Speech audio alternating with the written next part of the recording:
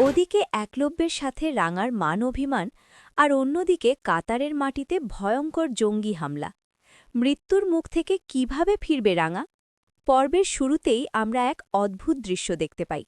সমুদ্রের তীরে দাঁড়িয়ে রাঙা একলব্যকে এক খুশির সংবাদ দেয়, সে মা হতে চলেছে। কিন্তু এই সুখবর শুনে একলব্য খুশি হওয়ার বদলে উল্টো রেগে আগুন হয়ে যায়। তার মতে এই অবস্থায় জীবনের ঝুঁকি নিয়ে খেলাটা রাঙার একদম উচিত হয়নি। রাঙা বারবার বোঝানোর চেষ্টা করে যে ডাক্তারের অনুমতি নিয়েই সে খেলছে, কিন্তু একলব্য কোনো কথা না শুনেই তাকে জোর করে বাড়িতে ফিরিয়ে নিয়ে যেতে চায়। টানটান উত্তেজনার এই মুহূর্তেই হঠাৎ দৃশ্যপট বদলে যায়। আমরা বুঝতে পারি এতক্ষণ যা দেখছিলাম সেটা আসলে ছিল রাঙার দেখা একটা স্বপ্ন। বাস্তবে ফিরে এসে আমরা দেখি রাঙা গেম ভিলেজে তার রুমে ঘুমিয়েছিল। তৃষ্ণা পাওয়ায় সে জল খাওয়ার জন্যে ওঠে, কিন্তু তখনই কানে আসে বাইরের হইচই আর কারোর ডাকার শব্দ। আসলে গেম ভিলেজের পরিস্থিতি তখন ভয়ঙ্কর। একদল সশস্ত্র সন্ত্রাসী বা গুন্ডা পুরো এলাকা ঘিরে ফেলেছে এবং খেলোয়াড়দের জিম্মি করে রেখেছে।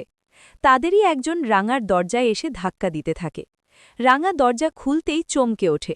বাইরে বন্দুক হাতে দাঁড়িয়ে আছে সন্ত্রাসীরা, আর বাকি খেলোয়াড়রা তাদের হাতে বন্দী।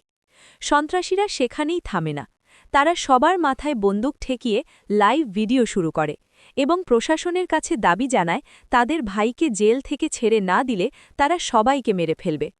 এই লাইভ ভিডিওটি দেখে সত্যজিৎ আতঙ্কে জমে যায়। অন্যদিকে বসু কুটিরে চলছে অন্য নাটক। সার্থক বাচ্চা কাচ্চাদের নিয়ে একটা অনুষ্ঠানে যাওয়ার তোড়জোড় করছিল, কিন্তু প্রমিতা তাদের বাড়ির বাইরে যেতে কঠোরভাবে নিষেধ করে। এতে সার্থক প্রচণ্ড রেগে যায় এবং সব দোষ রাঙা আর সত্যজিতের ওপর চাপাতে থাকে। সবাই চলে যাওয়ার পর সত্যজিৎ প্রমিতাকে আসল সত্যটা জানায়।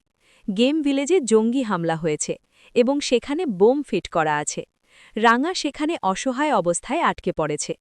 দুর্ভাগ্যবশত সত্যজিৎ আর প্রমিতার এই গোপন আলোচনা আড়াল থেকে শুনে ফেলে নবারুণ আর সার্থক। সবটা জেনেই তারা ভয় আর রাজে চিৎকার চেঁচামেচি শুরু করে দেয়। দৃশ্য আবার চলে যায় কাতারে। সেখানে সংগ্রাম ইশারায় রাঙাকে সতর্ক করার চেষ্টা করছিল। রাঙাও বাঘিনীর মতো সুযোগ খুঁজছিল কিভাবে এই বিপদ থেকে সবাইকে উদ্ধার করা যায়।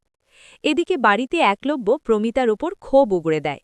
কেন রাঙাকে কাতারে পাঠানো হলো এবং কেন এত বড় বিপদের কথা তাদের কাছে লুকানো হলো, এই নিয়ে প্রমিতাকে কথা শোনাতে থাকে। কিন্তু প্রমিতা শান্ত গলায় সবাইকে অস্বস্ত করে বলে, তোমরা চিন্তা করো না, রাঙা সাধারণ মেয়ে নয়, ও একটা বাঘিনী, ও ঠিক পরিস্থিতি সামলে নেবে। আর প্রমিতার কথাই সত্যি হল। গেম ভিলেজে রাঙা কৌশলে একটু পিছু হটতেই একটা জানালার পাশে লুকিয়ে রাখা তীর ধনুক খুঁজে পায়। ব্যাস, আর কি চাই। রাঙা আড়াল থেকে তার অব্যর্থ নিশানায় এক এক করে গুন্ডাদের ঘায়েল করতে শুরু করে। তার সাহসিকতায় সন্ত্রাসীরা ছত্রভঙ্গ হয়ে যায়। মুহূর্তের মধ্যেই এই খবর সব জায়গায় ছড়িয়ে পড়ে। বসু কুটিরের সবাই স্বস্তির নিঃশ্বাস ফেলে। প্রমিতা গর্ব করে বলেছিলাম না ও পারবে।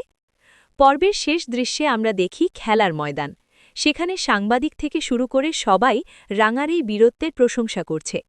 পরিস্থিতি স্বাভাবিক হওয়ার পর পুনরায় খেলা শুরু হয় এবং রাঙা নিজেকে প্রমাণ করার আরও একটি সুযোগ পায়। বন্ধুরা, রাঙা যেভাবে নিজের জীবন বাজি রেখে সবাইকে বাঁচালো তা দেখে আপনাদের কেমন লাগল? রাঙা কি পারবে এই টুর্নামেন্ট জিতে দেশের মুখ উজ্জ্বল করতে? কমেন্ট করে আপনাদের মতামত অবশ্যই জানান। ভিডিওটি ভালো লাগলে একটি লাইক দিন এবং বন্ধুদের সাথে শেয়ার করুন। বাংলা সিরিয়ালের সব লেটেস্ট আপডেট সবার আগে পেতে আমাদের সঙ্গেই থাকুন। দেখা হচ্ছে পরের ভিডিওতে। ততক্ষণ ভালো থাকুন, সুস্থ থাকুন। ধন্যবাদ।